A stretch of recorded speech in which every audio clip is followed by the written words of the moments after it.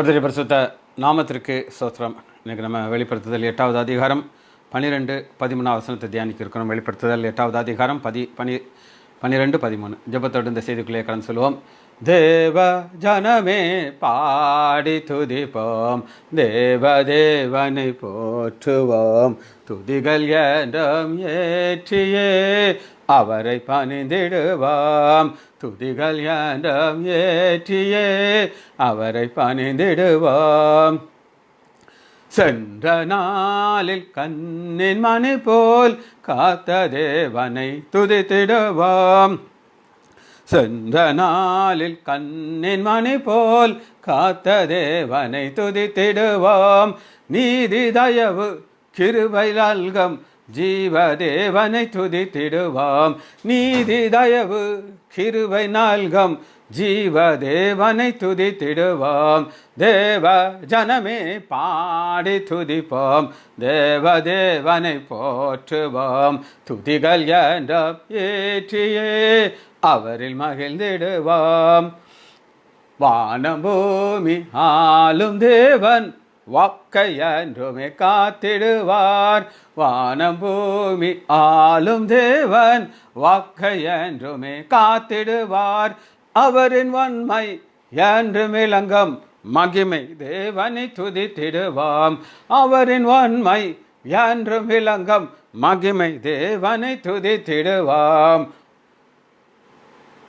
தேவ ஜனமே பாடி துதிப்போம், தேவ தேவனை போற்றுவோம், துதிகள் என்றும் ஏற்றியே அவரில் மகிழ்ந்திடுவோம்.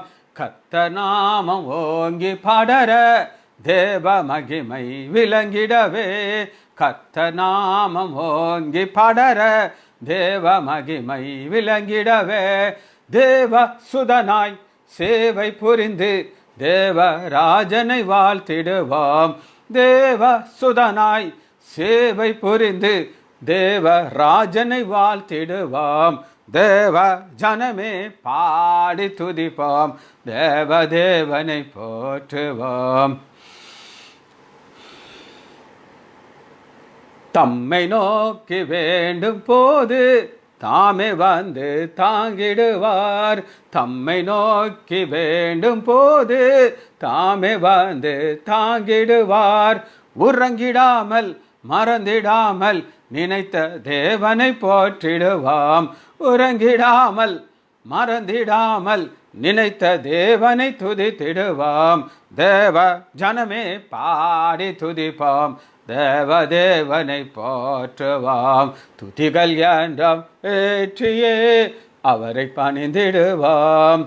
நமது போரை தாமே முடித்து ஜெயமே என்றும் அளித்திடுவார், நமது போரை தாமே முடித்து ஜெயமே என்றும் அளித்திடுவார். சேனை அதிபன் கர்த்தர் நாமம் அவரை என்றுமே போற்றிடுவோம். இயேசுவே நாமத்தினாலே ஜெபங்கள் பிதாவே, ஆமீன். 2 சம்பந்திகளை பார்க்குறேன். எங்கள் மர்சி ராஜசேகரன் அக்கா பாஸ்டர்னு சொல்கிறாங்க, சோத்திரம். ஜெயந்தி அக்கா இன்னொரு சம்பந்தி அம்மா. கர்த்தர் நல்லவர். ஒரு குடும்பமாக இந்த செய்தியை பார்க்க தியானிக்க அவர் கிருபை பாராட்டியிருக்கிறார். சரி, ஒரு சின்னதாக நம்ம ஒரு பேக்ரவுண்ட் பார்த்துட்டு, ஏன்னா இந்த 8வது அதிகாரத்தை நம்ம முடிக்க போகிறோம். ஃபாஸ்ட்டாக ரெஃப்ரெஷிங். வெளிப்படுத்துதல் 1வது அதிகாரத்தில் கீ வார்த்தையை நான் உங்களுக்கு காமிச்சேன். அது 19வது வசனம். நீ கண்டவைகள்னா பாஸ்ட், இருக்கிறவைகள் 2வது அதிகாரம் 3வது அதிகாரம் இருக்கிறவைகள் அவைகள் சபைகள், சம்பவிக்க போகிறீர்கள். இப்போ நம்ம பார்க்குறது சம்பவிக்க போகிறீர்கள், இனிமேல் நடக்கிறதுக்கு 3 காரியத்தை டிவைட் பண்ணி பார்த்துட்டோம்.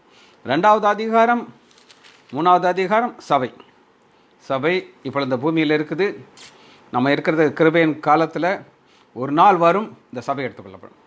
சபை எடுத்துக்கொள்ளும்போது பரலோகத்தில் பரிசுத்தாவினர் நம்மளோட கொண்டு வருவார். அப்போ உபத்திரவ காலம், மகா உபத்திரவ காலம் ஆரம்பிக்கும். அதை அப்போ 4வது அதிகாரத்தில் ஒரு வசனத்தை பார்க்குறோம், இவைகளுக்கு பின்பு ஜெபந்தியம்மாள் பிரைஸ்லர். அப்போ 4வது அதிகாரம் எதை நோக்கி இருக்குது அப்படின்னு அவங்களுக்கு சொன்னேன்னா, சிங்காசனம் அல்லது சிங்காசனத்தில் வீற்றிருக்கிறவர் பிதாவாகிய தேவன் அவரை சுற்றி இருக்குது. அதில் 4வது அதிகாரத்தில் 11வது வசனம் துதி போயிட்டுருக்கு. அது எப்படி பார்க்கணும், கிரியேட்டர் அப்படின்னு 4வது அதிகாரத்தில் பார்க்கும். 5வது அதிகாரத்தில் நம்ம ஆட்டுக்குட்டியானவர் அவருக்கு வர்தினா அவருக்கு என்ன வல்லமை இருக்குதுன்னு நம்ம பார்த்தோம். என்ன வல்லமை இருக்குதுன்னா உலகம் முழுவதையும் உரிமை பத்திரத்தை வாங்குகிற உரிமை, அதை திறக்கிற உரிமை அவருக்கு இருந்துச்சு. அதனால் அவர் எப்படி அவங்க பாடுறாங்க அப்படின்னு கேட்டிங்கன்னா 9வது வசனத்தில் எங்களை மீட்டு கொண்டீர், ரத்தத்தினாலே மீட்டு கொண்டவராக நம்ம பார்க்குறோம் 5வது அதிகாரத்தில். ரைட். 6வது அதிகாரத்தை வர்றதுக்கு முன்னாடி நான் உங்களுக்கு சொன்னேன் இன்டர்லூ அப்படின்னு ஒரு வார்த்தை சொன்னேன். இன்டர்லூ அப்படின்னா இடைச்சொருகள் அப்படின்னா திரும்ப சொல்கிறேன் உங்களுக்கு. இந்த 4வது அதிகாரம் ஒரு முத்திரையை நம்ம பார்க்குறோம். அந்த முத்திரையை 6வது அதிகாரம் 12வது வசனத்தில் இங்கே பாண்டிய டிரைவர் இஸ்ரேல் ஞானசனம் நடத்தார், அவருக்கு அந்த பேர். அப்போ 6வது அதிகாரம் 12வது வசனத்தில் நீங்கள் 6ஆம் முத்திரையை நீங்கள் பார்க்குறீங்க. இந்த 6ஆம் முத்திரையை முடிச்சுட்டு 7ஆம் முத்திரை எங்கே வருது அப்படின்னு கேட்டிங்கன்னா 8:1 7ஆம் முத்திரை வருது. இந்த 7ஆம் முத்திரைக்கும் 6ஆம் முத்திரைக்கும் இடையில் இடைச்சொருகள் அல்லது இன்டர்லூ அப்படின்னு நான் உங்களுக்கு சொன்னேன். திரும்ப அது என்ன நான் உங்களுக்கு சொல்லிடுறேன். அப்போ 7வது அதிகாரம் நீங்கள் பார்த்தீங்கன்னா ஒரு இன்டர்லூட் அப்படின்னா ஒரு இடைச்சொருகள். அங்கே 2 கூட்டத்தை பார்க்குறோம். அது 7வது அதிகாரம் 4வது வசனத்தில் முத்திரையிடப்பட்ட இஸ்ரேல் கோத்திரத்தார். அதில் அந்த தான் கோத்திரத்தார் இல்லைன்னு நான் உங்களுக்கு சொன்னேன். அந்த தான் கோத்திர ஏன் இல்லை அப்படிங்கிறத நான் உங்களுக்கு காமிச்சேன். தீர்க்க தரிசனமாக இவன் ஒரு சர்ப்பம் அப்படின்னு சொல்லி அதனால் தான் கோத்திரத்தார் வரல. ரைட். 9வது வசனம் பாருங்கள். ஆமாம், புரோஜாதியார் அங்கே வந்து நிற்கிறோம். இவர்கள் யாருன்னா சரீரத்தில் நிற்கிறார்கள். நல்லா கேட்டுக்கோங்க, சரீரத்தில் நிற்கிறார்கள். ஆனால் மரித்த கூட்டத்தார் இருக்கிறாங்க. அவங்கள 6வது அதிகாரம் 9வது வசனத்தில் 5ஆம் முத்திரைப்படுது. தேவ வாசனத்து நிமித்தமும் தாங்கள் கொடுத்த சாட்சி கொல்லப்பட்டவருடைய ஆத்மா பலிபீடத்துக்கு. இந்த கொல்லப்பட்டவருடைய ஆத்மா பலிபீடத்துக்கு இருக்குது. ஆனால் அதே நேரத்தில் ஒரு கூட்டத்தார் ஜீவனோடு உயிரோடு என்ன செய்கிறாங்க, போயிடுறாங்க. 8வது அதிகாரம் முதல்ல ஆரம்பிக்கும் சைலன்ஸ் பார்த்தோம். அது அரை மணி நேரம். இந்த அரை மணி நேரம் சைலன்ஸ் எதுக்காக இருக்குதுன்னா ரவிக்குமார் பாஸ்டர் பிரைசலார் பாஸ்டருக்காக கர்த்தர் நல்லவர். அப்போ இன்றைக்கி நம்ம பார்க்குற 8வது அதிகாரம் 7ஆம் முத்திரை உடைத்த பொழுது பரலோகத்தில் ஏறக்குறைய அரை மணி நேரம் சைலன்ஸ். ஏன் சைலன்ஸ்னா இப்போ ஒரு நியாய தீர்ப்பை ஆண்டவர் விளங்க இருக்கிறார். அந்த நியாய தீர்ப்புடைய வர்றதுக்கு முன்னாடி ஒரு அமைதிக்கு அப்புறம் பரப்புகிறது. எல்லாத்தையும் நம்ம பார்த்தோம். இப்போ நம்ம அந்த 2 வசனத்தை வாசித்த இதை முடிக்க போகிறோம். 12:13 4ஆம் தூதன் எக்காலம் ஊதினான். 6வது வசனத்தை பாருங்கள். அப்பொழுது 7 எக்காலத்தையுடைய 7 தூதர்கள் எக்காலம் ஊதுவதற்கு தங்களை ஆயத்தப்படுத்தினார்கள். இதெல்லாம் எப்போ இந்த அழிவு வரும் அப்படின்னு நீங்கள் கேட்டிங்கன்னா ஒரு வசனத்தை காட்டுறேன். 7வது அதிகாரம் 2வது வசனம் பாருங்க. வெளிப்படுத்தது 7:2 ஜீவனுள்ள தேவனுடைய முத்திரை கொலையுடைய வேறொரு தூதன் சூரியன் உதிக்கும் திசையிலிருந்து ஏறி வர கண்டேன். அவன் நல்லா கேட்டுக்கோங்க, அவன் ஒரு தூதன். ஆனால் ஏற்கனவே 4 தூதர்கள் இருக்காங்க. பூமியையும் சமுத்திரத்தையும் சேதப்படுத்துவதற்கு அதிகாரம் பெற்ற அந்த 4 தூதர்களையும் நோக்கி ஒரு கண்டிஷன் போடுறாருங்க. அது என்ன கண்டிஷன் அப்படின்னு கேட்டால், நாம் 5 பேர் சேர்ந்து நமது தேவனுடைய ஊழியக்காரரின் நெற்றியிலே முத்திரை போட்டு தீரும் அளவும் ஒரு டைம் கொடுத்துட்டார். அப்போ தேவனுடைய ஊழியக்காரர்களாகிய இஸ்ரேல் மக்கள், இது யூதர்கள் மட்டும்தான் இதுக்கு, மற்றவங்க கிடையாது, போட்டு தீரும் அளவும் பாருங்க. அடுத்து என்ன நடக்க பாருங்க. பூமியையும் சமுத்திரத்தையும் மரங்களையும் சேதப்படுத்தாதுங்கள் என்று மகா சத்தமாய் கூப்பிட்டான். அப்போ எப்போ முத்திரை போட்டு முடிஞ்சாச்சோ அப்போ சேதம் ஆரம்பிச்சிருச்சு. புரியுது உங்களுக்கு? அதை லிங்க் பண்ண தெரியணும் உங்களுக்கு. அப்போ உங்களுக்கு இன்னொரு வசனத்தை காமிச்சிடுறேன். 6வது அதிகாரத்தில் பார்த்தீங்கன்னா முத்திரை உடைக்கப்படுது. எல்லா காரியங்களும் நடக்கும்போது மக்கள் நிர்விசாரமாக இருக்கிறாங்க. ஆமாம், இதான் நடக்கும்ல, யுத்தமாக நடக்குது, பஞ்சமாக வரும், கொள்ளனையா வரும் அப்படின்னு ஜாலியாக இருக்காங்க. ஆனால் எப்போன்னா 12ஆம் வசனம் பாருங்கள். வெளிப்படுத்துதல் 6:12 அவர் 6ஆம் முத்திரையை உடைக்க கண்டேன். இப்போ தான் ஆண்டவர் எங்கே கை வைக்கிறார்? இயற்கை மேலே கை வைக்கிறார். பூமி மிகவும் அதிர்ந்தது. பூமி அதிர்ச்சி. முதலாம் பூமி அதிர்ச்சி நான் உங்களுக்கு காமிச்சேன். எத்தனை பேர் அதை கோராகு புத்திரத்தை கொடுத்து நான் உங்களுக்கு என்ன ஆகாமல் இதில் காமிச்சேன். திரும்ப அதை வாசிச்சு பாருங்கள். ஆழமான சத்தியம் அது. சூரியன் கருப்பு கம்பளி போல் கருத்திருந்தது, சந்திரன் ரத்தம் போல. இப்போ ஆண்டுடைய கரை எங்கே வந்துருச்சு? வானத்தில். அப்போ தான் மக்களுக்கு பயம் வருது. என்ன பயம் வருது பாருங்கள். 16வது வசனமும் 17வது வசனமும் அவருடைய கோபாக்னியின் மகா நாள் வந்தது. இப்போ இவங்களுக்கு பயம் ஏன் வந்துச்சுன்னா, இதுவரை இல்லாத ஒரு புது வகையான ஒரு காரியத்தை ஆண்டவர் அனுமதிக்கிறார். அதை மாதிரி தான் இனி அதனுடைய கண்டினியூஷனாக பார்க்கப்படும். எப்படி ஆண்டவர் வந்து இவங்களுக்கு ஆண்டவருடைய நோக்கம் உங்களுக்கு நான் காமிச்சேன், அதை நான் சொல்லிடுறேன். ஏன்னா ஒரு ரிவிஷனில் பார்த்தாச்சுன்னா அப்புறம் நம்ம செய்திக்குள்ளே போக முடியும். ஆண்டவருடைய நோக்கம் என்ன அப்படின்னு கேட்டிங்கன்னா, வெளிப்படுத்துதல் 16வது அதிகாரம் 10வது வசனம். 5ஆம் தூதன் தன் கலசத்தில் உள்ளவர்களை மிருகத்துடைய சிங்காசனத்தின் மேல் ஊற்றினான். அப்பொழுது அதன் ராஜ்யம் இருளடைந்தது. தங்கள் வருத்தத்தினாலும் தங்கள் புண்களினாலும், என்ன கஷ்டமான காரியம் பாருங்க, பரலோகத்தில் உள்ள தேவனை தூஷித்தார்கள் அல்லாமல் தங்கள் கிரிகளை விட்டு மனம் திரும்பலை. ஆண்டோடைய நோக்கம் என்னென்னா, மனம் திரும்பு, பரலோக ராஜா சாமி. இந்த டயத்துலையும் சான்ஸ் கொடுக்குறாங்க. ஆனால் அவங்க இருதயம் கடினமாக வச்சுக்கிட்டு இருக்காங்க. 21ஆம் வசனம் பாருங்கள். அந்த மனுஷர்கள் தேவனை தூஷித்தார்கள். அந்த வாதை மகா கொடியதாக இருந்தது. சரி, மகா கொடியதான வாதையை பார்க்குறோம். இப்போ நம்ம பார்க்குறதில்ல. இப்போ பரலோக தீர்ப்பு, ஜட்ஜ்மெண்ட் அப்படின்னு நம்ம பார்க்குறோம். ஷமி சிஸ்டர் பிரைஸ் எல்லாம் ரைட். இப்போ 2 காரியத்தை உங்களுக்கு காட்டுறேன். ஒன்று, ஆண்டவர் ஆசீர்வதிக்கிறார். வாசிப்போமா? யார் ஆசீர்வதிக்கிறார்னா கேட்டிங்கன்னா, வெளிப்படுத்துதல் 1வது அதிகாரத்தில் 3வது வசனத்தில், பாக்கியவான் இந்த தீர்க்கதரிசன வசனங்களை வாசிக்கிறவன் கேட்கிறவன். நான் வாசிக்கிறேன், நீங்கள் கேட்குறீங்க, சரிங்க, அதில் சந்தேகம் இருக்கா? இல்லை, நான் வாசிக்கிறேன், வாசித்து விளக்கம் சொல்கிறேன், அவ்வளோதான், வேறு ஒன்றும் நான் செய்கிறதில்ல. ரைட். கேட்குறவர்களும் இதில் எழுதியிருக்கிறவர்களை கைக்குள்ளவர்கள் பாக்கியவான். அதுதான் கண்டிஷன். மனம் திரும்பணும், மனம் திரும்பணும். நான் 2 இடத்துல ரட்சிக்கப்பட்டேன், ஆனால் நம்ம மனம் திரும்பி கொண்டே இருக்கணும். ஷமி சிஸ்டர்லாம் ரொம்ப எனக்கு சந்தோஷமாக இருக்குது அதை பார்க்கும்போது. 2 பிள்ளைகளை வச்சுருக்கா. எங்கள் கேன்டீனில் வேலை செய்கிற அந்த சிஸ்டர் உண்மையாக இருக்கிறான். எனக்கு அதான் பிடிக்கும். உண்மையாக இருக்கிறோம். தொழிலில் எப்படி இருக்கும்? உண்மையாக இருக்கும். அதான் இவைகளை கைக்கொள்ளுகள் பாக்கியவான். காலம் சமீபமாக இருக்குது. ஏன்னா அடுத்து நடக்க போகுது. அதுக்கு நான் ஒரு வார்த்தையை நான் சொன்னேன், கிரேக்க வார்த்தை, திரும்ப அதை மட்டும் சொல்லினேன். சீக்கிரத்திலே. இந்த சீக்கிரத்திலே அப்படிங்கிறதுக்கு என்ன ஒரு கிரேக்க வார்த்தை யூஸ் பண்ணுறீங்கன்னா, டாக்கோஸ். டாக்கோஸ்னால் இங்கிலீஷில் மஸ்ட் ஹேப்பன் இன் ஃபாஸ்ட். அதான் மஸ்ட் ஹேப்பன்னா இதுக்கப்புறம் இது வரணும், இதுக்கப்புறம் இது வரணும். என்னுடைய லைஃப்பில் காலைல எந்திரிப்பேன், பாத்ரூம் போயிட்டு ஒரு காஃபி குடிச்சிட்டு, டாக்டர் அம்மாவுக்கு ஒரு காஃபி கொடுத்துட்டு ஸ்டார்ட் பண்ணி ப்ரேயர் ஆரம்பிச்சாச்சா, வாக்கிங். இன்றைக்கி மழை, நம்ம பாதி தூரம் போகிறக்குள்ள மழை அடித்து ஊற்றிருச்சு.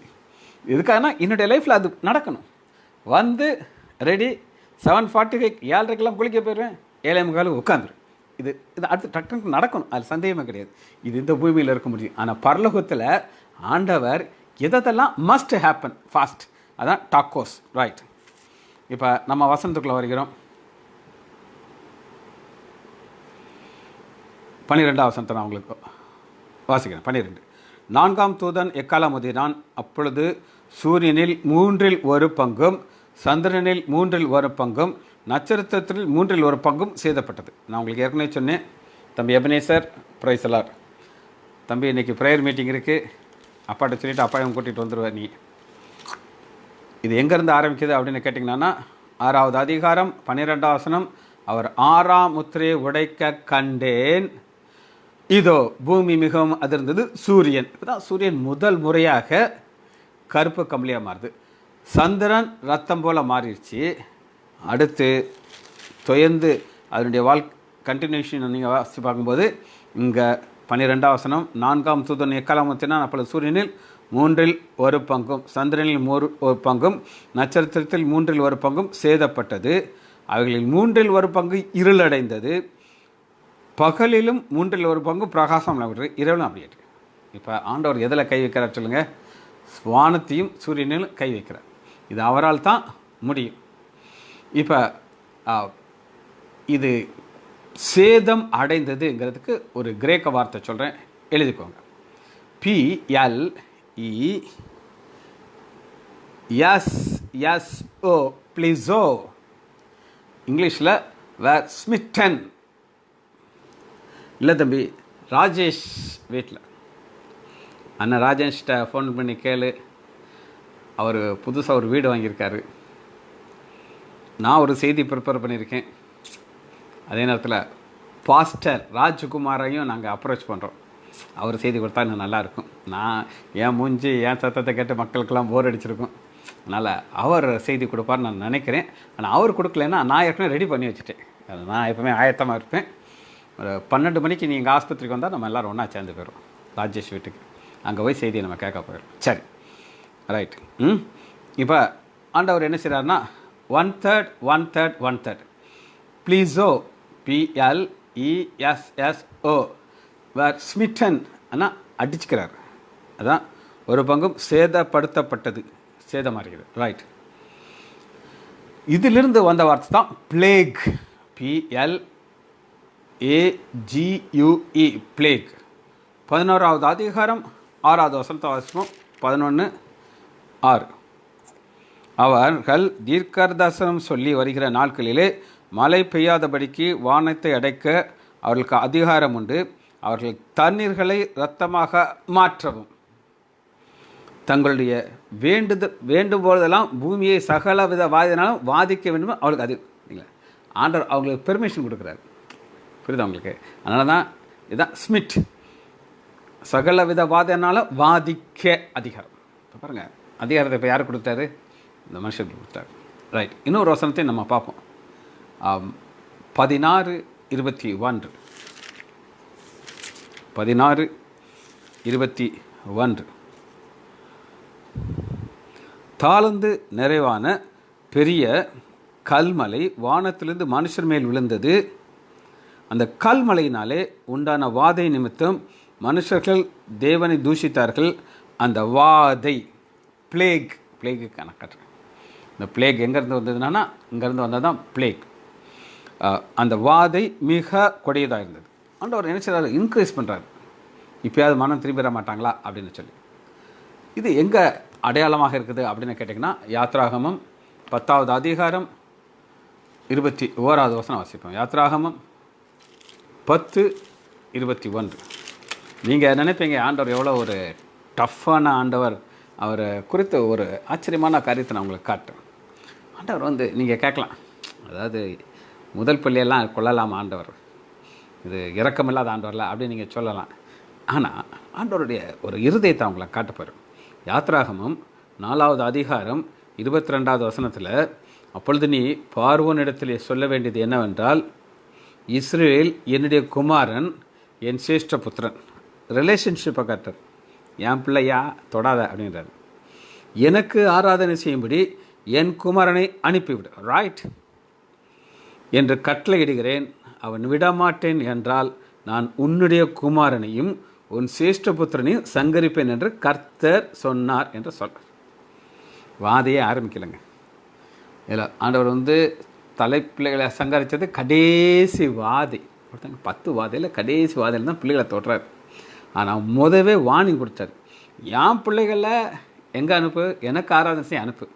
என் பிள்ளையை அனுப்பலைன்னா நான் உன் பிள்ளையை கை வைப்பேன். கிளியராக சொல்லிட்டாரா இல்லையா?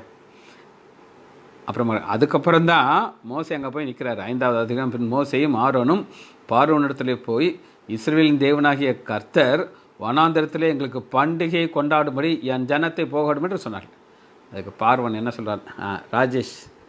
ராஜ்குமார் லேட்டாக வருவாராம் சார், நியர் பை 12:30. சரி, நம்ம வெயிட் பண்ணுவோம், ஒன்றும் பிரச்சனை இல்லை. அவர் பாஸ்டர், நம்மெல்லாம் சம்மந்தியமாக எங்களை பாஸ்டர்னு கூப்பிடுறாங்க.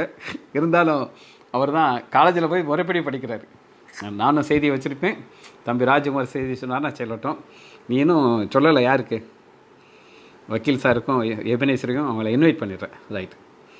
அப்போ இப்போ பாருங்கள், 5வது அதிகாரம் 2வது வசனத்தில், அதற்கு பார்வோன், நான் இஸ்ரவேலை போய்விட கர்த்தரின் வார்த்தையை கேட்குறது அவர் யார்? நான் ஒரு முரட்டத்தனமான ஒரு பதில் பாருங்கள். அது ரீசன் நான் உங்களுக்கு சொல்கிறேன். அதாவது அன்னைக்கு கடவுள் யார் அப்படின்னா பார்வன் தான் கடவுள். புரியுதாங்க? பார்வனை தான் கடவுள்னு சொல்லி கூப்பிட்றாங்க. அவன் சொல்லி நான் தான் கடவுள்னு இருக்கேன். அப்போ அவர்கிட்ட போய் என்ன சொல்கிறாங்க? சரி, ரைட். இதனால தான் ஆண்டவன் சொல்லி கோபம் வருகிறது. அந்த கோபத்தோட டெப்த்தை நம்ம உங்களுக்கு பார்க்குறோம். இப்போ நிழலாக நான் உங்களுக்கு காட்டுறேன். வாசிப்போமா? யாத்ராகமம் 10:21. யாத்ராகமம் 10:21. 21. அப்பொழுது கர்த்தர் மோசையை நோக்கி, தடவி கொண்டிருக்கத்தக்கதாக இருள் எகிப்தில் தேசம் உண்டாகும். தடவி கொண்டிருக்கத்தக்கதாக இருள் அப்படின்னா டோட்டல் டார்க்னஸ். ஆனால் அந்த டோட்டல் டார்க்னஸ் வரப்போகுது. ஆனால் ஆண்டவர் ஸ்டெப்பாக கொடுக்குறாரு. சரிங்களா? ஒரே நாளில் கொடுக்க மாட்டேங்கிறார். இப்போ 1/3 தான் அழிய போகுது. ஆனால் இங்கே பாருங்கள், டோட்டல் டார்க்னஸ். மோசே தன் கையை வானத்துக்கு நேராக நீட்டினான். அப்பொழுது எகிப்து தேசம் எங்கும் 3 நாள் மட்டும் கார் இருள் உண்டாயிற்று. இந்த கார் இருள் யாருக்கு மாத்திரம்னா இஸ்ரேல் மக்களுக்கு. 3 நாள் ஒருவரை ஒருவர் காணவில்லை, ஒருவரும் தம்மிடத்திலே எழுந்திருக்கவில்லை. இஸ்ரவேல் புத்திரர்கள் யாவரும் வெளியிலே வாசஸ்தலத்தில் வெளிச்சம் இருந்துச்சு. சரி, இப்போ ஒரு சின்ன பிரேக். உங்களுக்கு ஒரு சின்ன சம்பவத்தை நான் உங்களுக்கு சொல்கிறேன். என்னுடைய இருதயத்தை தொட்ட ஒரு சம்பவம். 2 நாளைக்கு முன்னாடி ஒரு பேஷண்ட், அவங்க பேஷண்ட்டுன்னு நான் சொல்லுவேன், ஆனால் 3 தலைமுறையாக எங்கள் கூட அவங்க பேஷண்ட்டாக இருக்காங்க. அந்த பொண்ணுடைய அப்பா எங்கள் அப்பாவுக்கு பேஷண்ட், அவங்க தாத்தா எங்கள் அப்பாவுக்கு பேஷண்ட். எங்கள் அப்பா இறந்த உடனே அவர் இறந்துட்டார், அந்த பெரியவர் இறந்துட்டார். அந்த பெரியவர் விருந்தினருக்கு வரும்பொழுது வெறும் கையாக வந்தாருங்க. அவர் கிறிஸ்தவர் அல்லாத வேறு ஒரு ஜாதி மதத்தை சேர்ந்தவர். அவர் தனக்கு 3 பசங்க, ஒரு பொன் பிள்ளையோடு அந்த ஊருக்கு வந்தார். வந்து சம்பாதிச்சார். விருதுநகரில் பாதி சொத்தை வாங்கிட்டார். எந்தெந்த ஊருக்கு போவாரோ அங்கே ஒரு சொத்தை வாங்கிப்பார். அந்தளவு அவருக்கு ஒரு புஷி கேரக்டர். அவர் எல்லோரும் மதிப்பு கொடுப்பாங்க அவருக்கு 3 பசங்க. 3 பையங்களும் ஒழுங்காக வேலை செய்யறதுனால அந்த சொத்தை விற்று இப்போ என்னை பார்க்க வந்த அந்த பொண்ணு மக சொல்கிறா, எங்கள் அப்பா ஒரு தப்பு பண்ணிட்டார். என்ன தப்பு அப்படின்னு கேட்டானா, அவருக்கு 3 பசங்க. இல்லை, ஒரு பையன் கொஞ்சம் மென்டல் அவன். ஆனால் அவனால் அந்த ஷார்ப்பாக வேலை செய்ய முடியாது, யார்கிட்ட ஒழுங்காக பேச முடியாது. சும்மா அப்படியே ஃப்ரீயாக அப்படியே அலைஞ்சிட்டே இருப்பார் அவர். எல்லா இடத்துக்கும் போவான் வருவான். எல்லாருக்கும் அவனுக்கு தெரியும் என்ன வீட்டு பையனை தெரியும். ஆனால் கெட்ட பையனே கிடையாது, நல்ல பையன். ஒரு கெட்ட வழக்கம் கிடையாது, ஒன்றும் கிடையாது. ஆனால் கொஞ்சம் ஆஃப் அவன். அவங்க அப்பாவுக்கு அவன் மேலே ஒரு கோபம். அதனால் என்ன பண்ணிட்டாரு, அவருக்கு 2 வீடு இருந்துச்சு. அந்த 2 வீடை 2 பசங்களுக்கு எழுதி கொடுத்துட்டார். இந்த பையனுக்கு வீடு கொடுக்கல. ஒரு வீடு ரொம்ப மேசிவ் ஹவுஸ், பெரிய வீடு, நான் பார்த்துருக்கேன் அந்த வீட்டுக்கு. அப்போ இப்போ என்ன ஆச்சு, எல்லோரும் சொல்கிறாங்க, சார் நீங்கள் உங்கள் 2வது பையனை நீங்கள் விட்டுட்டீங்களே, அவன் நீங்கள் உங்களுக்கு அப்புறம் எங்கே கிடப்பான் சார், அவனுக்கு எங்கே யார் வீட்டில் போய் இருப்பான் அப்படின்னு உடனே இவருக்கு இப்போ டென்ஷன் ஆகிட்டார். இப்போ அவர் உயிர் எழுதியிருக்காரான். என்ன எழுதியிருக்காருனா, நான் என் சுய நிலைவில் எழுதியிருக்கிறேன், நானே நினச்சாலும் இதை மாற்ற முடியாதாலும் இதை நான் கன்ஃபார்ம் பண்ணிடுறேன்னு சொல்லி மாற்றிட்டேன். இப்போ என்ன பிரச்சனை, அந்த ஒரு பையன்கிட்ட கேட்குறாரு, அடே உன் தம்பி தான்டா, பாதி வீடு அவனுக்கு கொடுடா அப்படின்னு சொல்லி, பெரிய வீடு. அவன் சொல்கிறான், எப்பா அவனை வச்சுக்கிட்டுலாம் இருக்க முடியாது, நீங்கள் தானே கொடுத்தீங்க, எனக்கு இந்த வீடு வேணும், கொடுக்க முடியாதுன்ட்டாரன். அது என்கிட்ட பொண்ணு சொல்கிறா, டாக்டர் எங்கள் அப்பா அந்த ஒரு கயிறை பிடிச்சி தான் எந்திரிப்பாரான், இந்த கயிறை இப்படி ஆற்றுவாரான், தலையில் அடிக்கிறான், அடிச்சுக்கிட்டே இருக்காரான். எங்கள் அப்பா பார்க்க எங்களுக்கு ரொம்ப கஷ்டமாக இருக்குது டாக்டர் அப்படின்னு சொன்னேன். நான் எவ்வளோ ஒரு வேதனைப்பட்டு இருந்தேன். நான் ஒரு வினாடி யோசித்து பார்த்தேன், ஆண்டவர் பாருங்கள் எவ்வளோ வித்தியாசத்தை காட்டுறார். எனக்கு எவ்வளோ சந்தோஷம் இருக்குது, நீங்கள் எல்லாருமே எவ்வளோ ஆசீர்வாதமாக இருக்கிறீங்க. எங்கள் தம்பி ராஜேஷ் இன்றைக்கி வீடு வாங்கியிருக்காருங்க, சொந்தமாக வீடு வாங்கியிருக்காரு. இன்றைக்கி நாங்கள்லாம் போகிறோம், போய் ஜெபம் பண்ணிவிட்டு அதை ஆசீர்வதிச்சுட்டு வரப்போகிறோம். நம்ம பிள்ளைகள் இப்படி ஆசீர்வதிச்சிருக்காரு. இவங்க கோடிக்கணக்காக சொத்து ஒரு காலத்தில் இருந்துச்சு, அவ்வளோ ஒரு பாப்புலரான குடும்பம். ஆனால் இன்றைக்கி அப்பா தலையில் அடித்து அழுகிறான், நான் தப்பு பண்ணிட்டேன்ட்டு. அதே மாதிரி சாப்பாடு காலையில் கொடுத்தா சாட மாட்டாரான், நோன்ற வாரம். ஏன்னா நான் சாப்பிட்டேன்னு செய்யுது, என் பையன் சாடாமல் ரோட்டில் அலையிறான்ட்டுங்க. இதுதான் வித்தியாசங்க. சரி, இதை நான் உங்களுக்கு சொல்லணும்னு நினச்சேன். ஏன்னா அது பின்னாடி ஒரு வார்த்தை வருது, அதை நம்ம பார்க்க போயிடும். ரைட். வெளிப்படுத்துதல் 16:8 வாசிப்பேன். வெளிப்படுத்துதல் 16:8. 4ஆம் தூதன் தன் கலசத்தில் உள்ள சூரியன் மேல் ஊற்றினான். பார்த்தீங்களா, சூரியன் மேல் ஊற்றான். தீயினாலே மனுஷர்களை தகிக்கும்படிக்கு அதற்கு அதிகாரம் கொடுக்கப்பட்டது, தீயினாலே. அப்போ இதெல்லாம் என்ன பார்க்குறோம்னா, ஆண்டவருடைய ஒரே நோக்கம், தன்னுடைய வல்லமை எது மேலே கட்டுறாரு, சூரியன். ஏன்னா சூரியன் அவருடைய கிரியேஷனில் ஒன்று. சரி, இதனால் என்ன நடக்குது அப்படின்னு கேட்டிங்கன்னா, இந்த உலகத்தில் உள்ள எல்லாருடைய ஹீட் என்ன செஞ்சது, கூடிகிட்டே இருக்குது. வெப்பம் கூட கூட கூட மக்களுக்கு உடம்புலெல்லாம் கொப்பளம் வர ஆரம்பிக்குது. அதனால் உலகம் என்ன நடக்குது அப்படின்னு கேட்டிங்கன்னா, இந்த ஹீட் கூட கூட கூட அநேக பனிக்கட்டிகள்லாம் உருகும். பனிக்கட்டி உருகி வர வர வர வர ஒரு அழிவு அதே நேரத்தில் வர ஆரம்பிச்சிடும். எல்லாமே ஒரு இன்டர்லிங்க் காரியம், ஒன்றில் உள்ள இன்னொரு காரியம். இந்த தீர்க்கதரிசி ஏசாயா எப்படி சொல்லியிருக்கிறார் அப்படின்னு கேட்டிங்கன்னா, ஏசாயா 13வது அதிகாரம் 9வது வசனத்தை வரும்.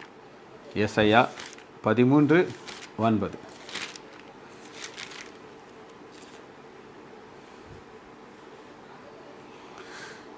இதோ தேசத்தை பாலாக்கி, நல்லா கேட்டுக்கோங்க, தேசத்தை பாலாக்கி அதன் பாவிகளை அதிலிருந்து அழிப்பு. இதாங்க இந்த வார்த்தையை நல்லா புரிஞ்சுக்கிட்டோம். ஆண்டவர் தன்னை நம்புகிறவர்கள் யார் அப்படின்னு அவங்களுக்கு தெரியும். கவிதா சிஸ்டர் பிரைஸ்லார், தம்மை நம்புகிறவர் யார், நம்பாத யார் நல்லா தெரியும். அதனால தான் ஆண்டவர் மேலே விசுவாசம் இல்லைன்னா அந்த பாவிகளை தான் பார்க்குறாரு. இதோ தேசத்தை பாலாக்கி அதன் பாவிகளை அதிலிருந்து அழிப்பதற்காக கர்த்தருடைய நாள் கடூரமும் மூக்கமும் உக்கிர கோபத்தோடு வருகிறது. ஆண்டவர் கை எங்கே வைக்கிறார் பாருங்க, அடுத்த வருஷம் பாருங்க. வானத்தின் நட்சத்திரங்களும் ராசிகளும் ஒளி கொடாது போகும். பார்த்தீங்களா, ஏசாயாக்கு காமிச்சிட்டார் இப்படி ஒன்று நடக்க போகுதுன்னு சொல்லி என்ன செஞ்சார், காமிச்சிட்டார். சூரியன் உதிக்கையிலே இருண்டு போகும், சந்திரன் ஒளி கொடாது இருக்கும்.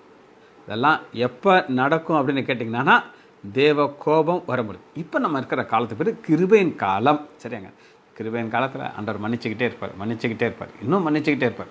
எத்தனை பேர்களை பிள்ளைகளை சேர்க்குறார். இந்த கவிதா ஸ்டாஃப் எல்லாம் இங்கே இப்போ விசுவாசத்தில் ப்ரேயர் மீட்டிங் வருவாங்க, முழங்கால் போட்டு ஜெபம் பண்ணுறாங்க.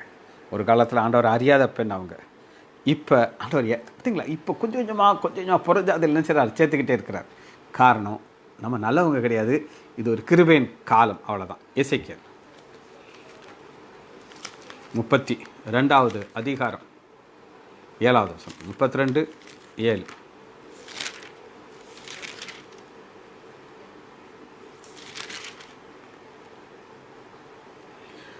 உன்னை நான் அணைத்து போடுகையில் வானத்தை மூடி அதன் நட்சத்திரங்களை இருண்டு போக பண்ணுவேன்.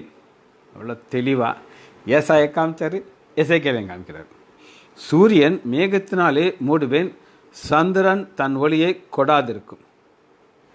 அடுத்து பாருங்க, நான் வான ஜோதியான விளக்குகளெல்லாம் உண்மையிலே இருண்டு போக பண்ணி. நடந்துருச்சாங்க. எப்பவுமே ஆண்டவர் ஒன்று சொல்லுவார், சொல்லிட்டு தான் செய்வார். காரணம்னா அவருக்கு அந்த அதிகாரம் இருக்கு, பவர் டு டூ தட். அநேக ஜனங்களின் இருதயத்தை விசன பண்ணுவேன். அடுத்து அவங்க என்ன நிலைமைக்கு வர்றாங்க அப்படின்னு பாருங்கள். அநேக ஜனங்களை உன்னிமித்தம் திகைக்க பண்ணுவேன். அவர்களின் ராஜாக்கள் தங்கள் முகங்களுக்கு முன்பாக என் பட்டயத்தை நான் வீசுகையிலே மிகவும் திடுக்கிடுவார்கள். ஏன்னா இது பரலோகத்திலிருந்து தேவனுடைய கோபாக்குனா அவங்களுக்கு தெரியும். நல்லா கேட்டுக்கோங்களேன். இதெல்லாம் விழும்போது அமெரிக்காவுக்கு எவ்வளோ பவர் இருக்குதுன்னு நினைக்கிறீங்க? அந்த பவர் ஏதாவது யூஸ் பண்ண முடியுமா? எல்லாம் அழிஞ்சு தான் போகும். உங்களால் எதுவுமே செய்ய முடியாது. ரைட். யோவேல் 2வது அதிகாரம் 10வது வசனம்.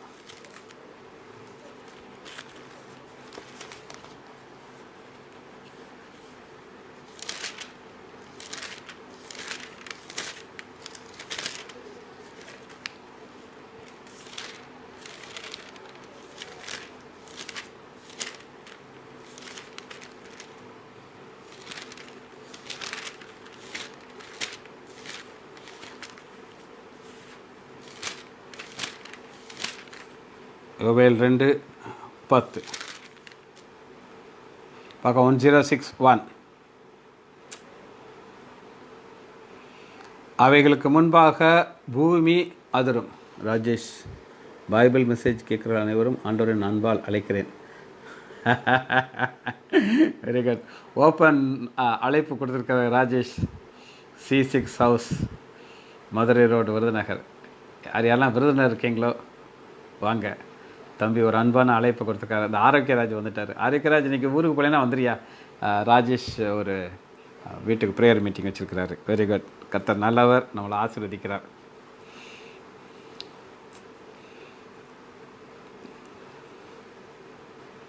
யோவேல் 2:10. அவைகளுக்கு முன்பாக பூமி அதிரும், வானங்களும் அசையும், சூரியனும் சந்திரனும் இருண்டு போகும், நட்சத்திரங்கள் ஒளி மங்கும். கர்த்தர் தமது சேனைக்கு முன்பாக சத்தமிடுவார். இதெல்லாம் எப்போ நடக்க போகுது? 9ங்கிறத முதல்ல என்ன செஞ்சிட்டாரு, காமிச்சிட்டார். ஆமோஸ் 8:9 பக்கம் 1070 1070 ஆமோஸ் 8:9.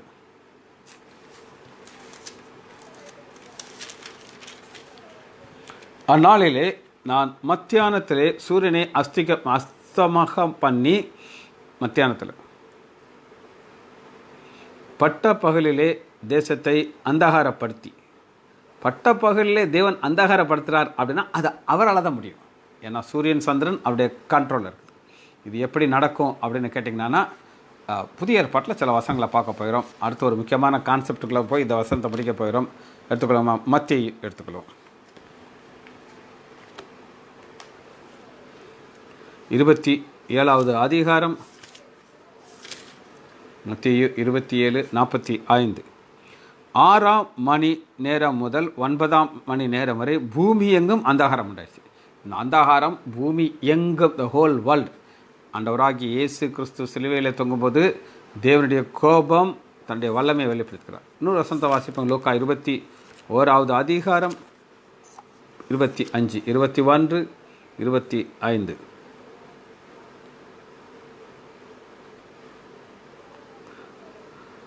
சூரியனும் சந்திரனும் நட்சத்திரங்களும் அடையாளங்கள் தோன்றும். ஆண்டவராகிய இயேசு கிறிஸ்து தெளிவாக சொல்லிட்டார். ராஜசேகரன்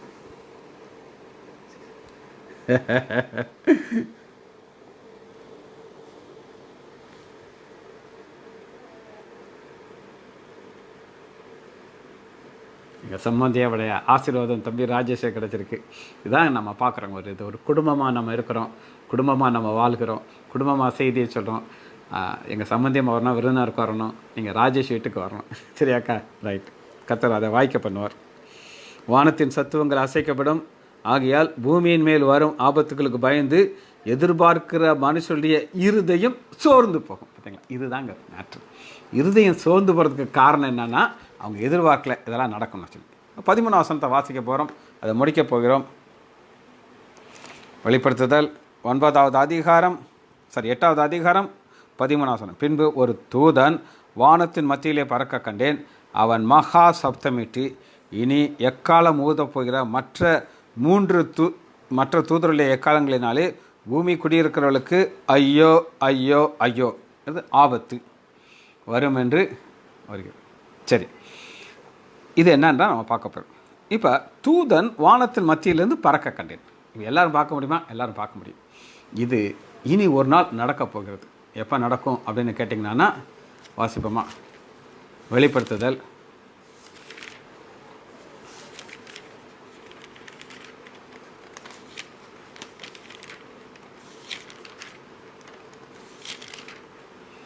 14வது அதிகாரம் 6வது வசனம். வெளிப்படுத்துதல் 14:6. பின்பு வேறு ஒரு தூதன் வானத்தின் மத்தியிலே பறக்க கண்டேன். இப்போ அந்த தூதன் என்ன சொல்கிறான்னா, ஆபத்தை சொல்கிறான். ஆனால் இவர் ரட்சிப்பை சொல்கிறாருங்க. அவன் பூமியின் வாசம் பண்ணுகிற சகல ஜாதிகளுக்கும், கோத்திரத்தாருக்கும், பாஷைக்காரருக்கும், ஜனக்கூட்டத்தாருக்கும் அறிவிக்கத்தக்கதாக நித்திய சுவிசேஷத்தை உடையவனார்தன். அப்போ நித்திய சுவிசேஷத்தை சொல்கிறான். இப்போயாவது மனம் திரும்பிருக்கையா? இவ்வளோ வழி வருதில்ல. இப்போ நீங்கள் கொஞ்சம் பேராக உயிரோடு இருக்கிறீங்க, நீங்களாவது மன திரும்பல சொல்கிற அவள் பார்க்குறோம். சரி, இப்போ நம்ம பார்க்குறது ஐயோங்கிறது தான் இங்கிலீஷில் OWOE. தம்பி எழுதிக்கோ, WOE. இந்த ஓ எங்கேருந்து ஆரம்பிக்குதுன்னா உபாகமம் எடுத்துக்கொள்ளும். 28வது அதிகாரத்துக்கு தான் சாபம் ஆசீர்வாதம் ரெண்டே ஆண்டவர் வைக்கிறார். உபாகமம் 28 முதல் வசனத்திலிருந்து 14வது வசனம் வரை, 1லேருந்து 14 வரை. இன்று நான் உனக்கு விதிக்கிற உன் தேவனாகிய கர்த்தரின் கட்டளைகளை கைக்கொள்ளவும் அவளின்படி நடக்கவும் அவளை செவி கொடுக்கவும் கர்த்தர் உன்னை வாளாக்காமல் தலையாக்குவார், நீ கீழாகாமல் மேலாகுவை. ஆனால் செவி கொடாமல் போனான்னா 15லேருந்து சாபம் வர ஆரம்பிப்பீங்க.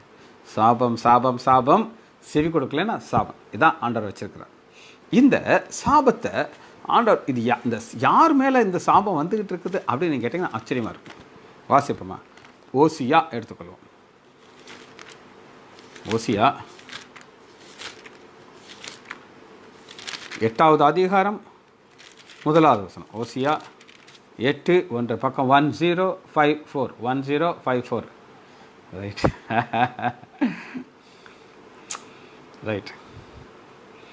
உன் வாயிலே எக்காலம் வை, என் உடன்படிக்கையின் நியாயப்பிரமாணத்தையும் விரோதமாக துரோகம் பண்ணுகிறபடினாலே, நல்லா கேட்டுங்க, கர்த்தருடைய வீட்டின் மேல் சத்துரு கழுகை போல் பறந்து வருகிறான். ஆபத்து இந்த பூமியில் இருக்கும்போது நம்ம வீட்டு மேலே வரும். ஆனால் ஆண்டவர் இந்த கூட்டத்தை பாதுகாக்கிறார். இவங்களுக்கு ஐயோ கிடையாது. ஏன்னா ஆபத்து வரும். எங்கள் தேவனே உம்மை அறிந்திருக்கிறோம் என்று சொல்லி இஸ்ரவேல் கூப்பிடுவார்கள், ஜெபம் பண்ணுவார்கள். இது ஒரு வகையான ஆசீர்வாதம். இது சாபம் கிடையாது. ஆனால் ஆபத்து மேலே வரும். ஆனால் ஆண்டவர் சுவிசேஷத்தை அறிவிக்கிறார். நம்ம பார்க்குறோம். என்னாகமம் 21:29 வாசிப்போம். என்னாகமம் 21:29.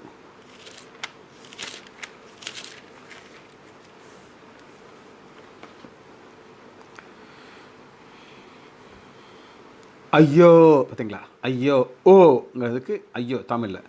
மோவாபே, காமேஷ் தேவ ஜானமே, நீ நாசமானாய். பார்த்தீங்களா? என்ன ஒரு சாபம் டைரெக்டாக வருது பாருங்க. தப்பி ஓடின தன் குமாரரையும் தன் குமாரத்திகளையும் எமோரியன் ராஜாவாகிய சீகோன் சிறைகாக்க ஒப்பு கொடுத்தார். இது ஐயோ, ஒரு சாபம் வருது. ரைட், இது ஒரு சாபம். இது மோவாப் மேலே வருகிற ஒரு சாபம். 1 சாமுவேல் 4:7 எடுத்துக்கலாம். 1 சாமுவேல் 4:7. இது என்னென்ன பார்ப்போம். இது ஒரு வித்தியாசமான ஐயோ. தேவன் பாளையத்திலே வந்தார் என்று சொன்னபடியினாலே பெலிஸ்தேர்கள் பயந்து, புறஜாதியார்கள் தெரியுது ஆண்டவர் வந்துட்டார் யுத்தத்துக்குன்னு சொல்லி.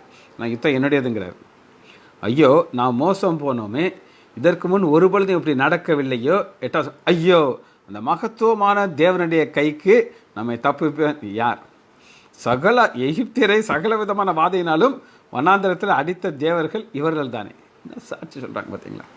அவங்களுக்கு தெரியுது ஆண்டவர் எவ்வளோ பவரான ஆண்டவர்னு சொல்லி. ஆனால் இவங்க என்ன செய்கிறாங்க? ஓடி போய் விற்கிறதிட்ட போயிடுறாங்க. சரி, யோபு 10வது அதிகாரத்துக்குள்ளே வரும். 10:15. யோபு 10:15.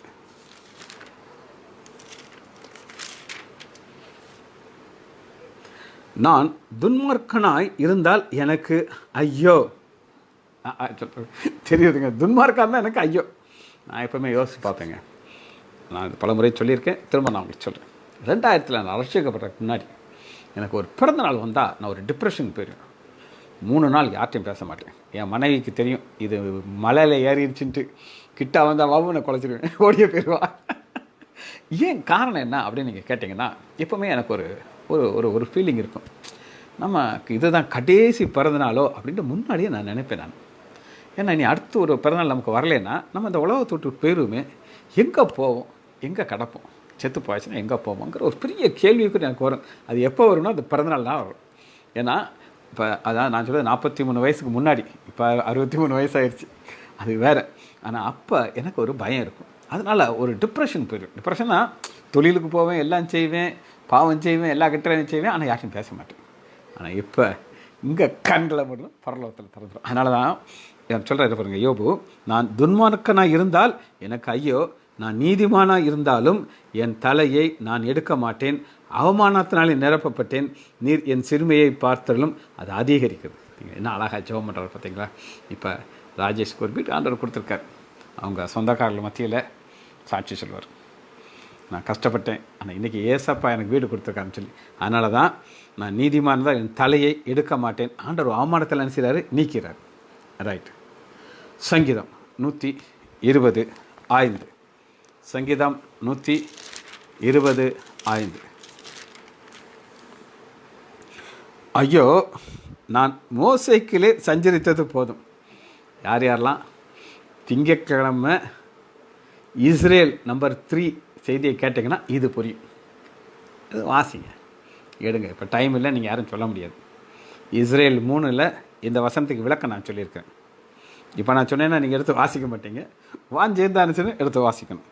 ஏன்னா இந்த தாவீது இந்த மோசேக்குங்கிறது என்னன்னா கேதாரின் கூடாரம்னா என்னதுன்னு நான் உங்களுக்கு சொல்லியிருக்கேன். சரியா? நீங்கள் அதை உட்காந்து நினைச்சிங்க, வாசிச்சு பாருங்கள். அங்கே ஐயோங்கிறார், அங்கே இருந்தானா. இது தீர்க்க தரிசனமாக அவர்கள் படுற பாடுகளை குறித்து சொல்லிட்டார். ரைட். பிரசங்கி 10வது அதிகாரம் 16வது வசனம். பிரசங்கி 10:16. ராஜேஷ், உங்களுக்கு நான் சொல்கிறேன், கேட்டுக்கோங்க. நீங்கள் யார் யாரெல்லாம் ப்ரேயர் மீட்டிங் அட்டன் பண்ண போகிறீங்களோ, பிரசங்கி 2வது அதிகாரத்தை ஃபுல்லாக வாசிங்க. எதாவது வாசிக்கணும் தம்பி எபனேசர், ராஜேஷ். அதாவது நான் செய்தி கொடுக்க போகிறேன்னா தெரியாது, எனக்கு தெரியும். என்ன என்ன ஐடியா வச்சுருக்கான்னு தெரியாது. ஆனால் நான் ரெடியாக வருவேன் நான். ஆனால் நம்ம பாஸ்டர் ராஜ்குமார் வந்தார்னா அவருக்கு ஃபஸ்ட் ப்ரிஃபரன்ஸ். அவர் என்ன கொடுப்பார்னா எனக்கு தான் தெரியும். ஒரே செய்தியும் கொடுத்தாலும் கொடுக்கலாம். ஆனால் நீங்கள் இதை வாசிப்பாங்க. பிரசங்கி 2வது அதிகாரத்தை ஃபுல்லாக வாசிங்க. இதில் இருந்தால் உங்களுக்கு செய்தி. ரைட். இப்போ 10வது அதிகாரம் 16 வசனம். 10:16. பிரசங்கி 10:16. ராஜா சிறு பிள்ளையுமாய் பிரபுக்கள் அதிகாலையிலே உண்ணுகளாக இருந்த தேசமே உனக்கு ஐயோ. என்ன அழகாக சொல்லுவேன். சிறு பிள்ளை நானது அதனால 4 தாட்ஸ் இருக்காது. எப்படி இந்த தேசத்தை கொண்டு போகணும், எப்படி அவனுக்கு சின்ன பிள்ளை மாதிரி என்ன செய்வான், அவன் சுய இன்பத்தில் இருப்பார். அதான் இப்படி தான் இருந்தார் அவர். காலங்காத்தாலே சாப்பாடு தான் எனக்கு முக்கியங்கிற தேசத்துக்கே ஐயோங்கிறார். ஏசாயாவில் ஒரு அருமையான ஒரு கான்செப்ட் இருக்குதுங்க. இப்போ ஏசாயா இந்த முதல் 5 அதிகாரம் வரை எல்லாரை பார்த்தாலும் ஐயோன்றுவார். ஐயோ ஐயோ ஐயோன்னுவார். Big roast.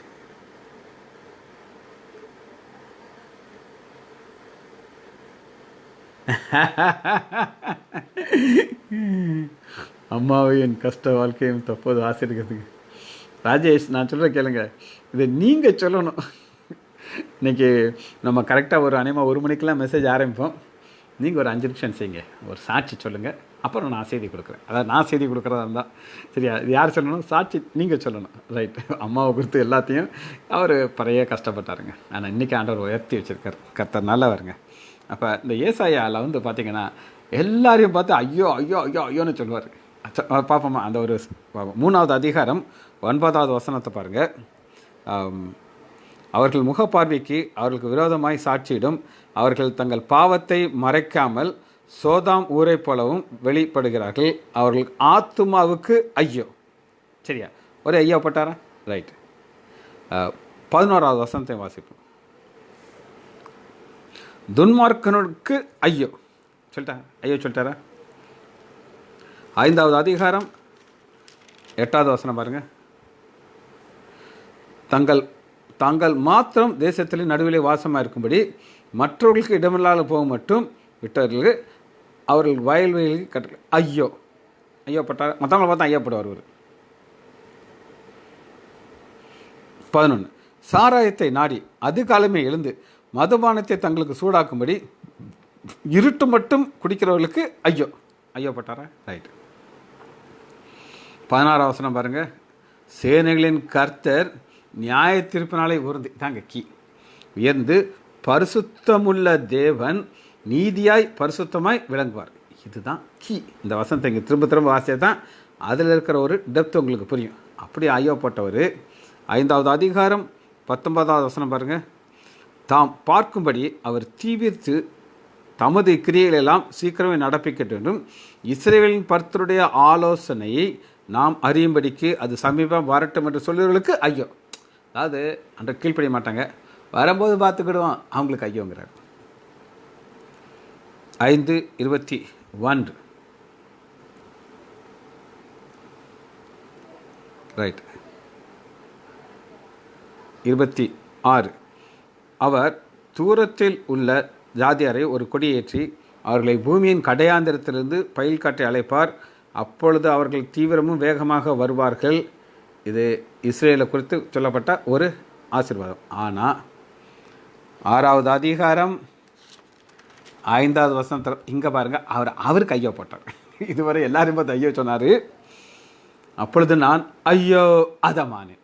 ஏன் ஐயோ அதமானேன்னா, இப்போ அது தன்னை பார்த்தாரு.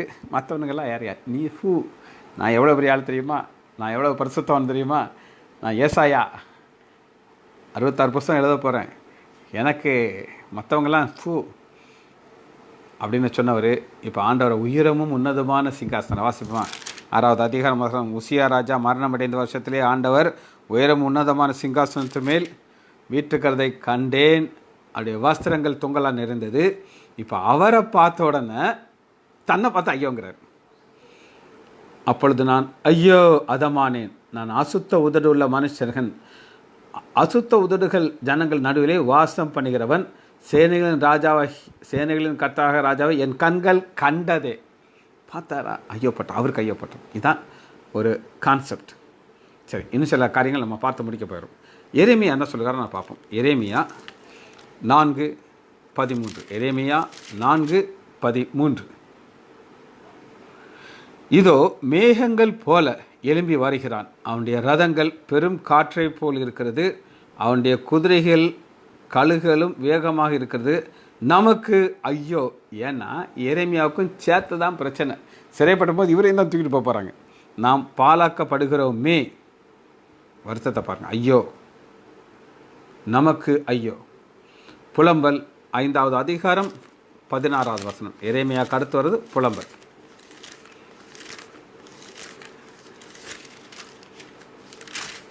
எரேமியா புலம்பல் 4:13.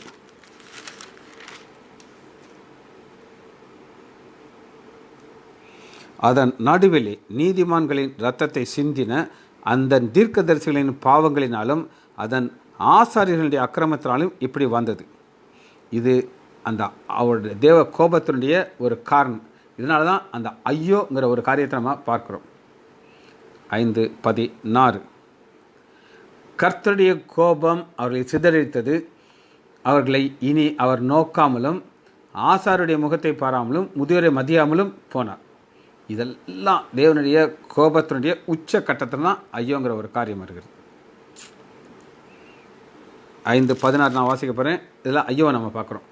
எங்கள் தலையில் இருந்த கிரீடம் விழுந்தது, ஐயோ நாங்கள் பாவம் செய்தோமே. பார்த்தீங்களா, கிரீடங்கிறது விழுந்துச்சு. இவங்க சிறைப்பட்டு போகிறாங்க, ஒரு கரியை போல் கருத்து போகிறாங்க. அதனால் எசேக்கியேல் 13:3. எசேக்கியேல் 13:3. கர்த்தராகிய ஆண்டவர் உரைக்கிறதாவது, நாங்கள் ஒன்றும் அறியாதிருந்தும் தங்கள் ஆவியின் ஏவுதலை பின்பற்றுகிற மதிக்கேடான தீர்க்கதரிசிகளுக்கு ஐயோ.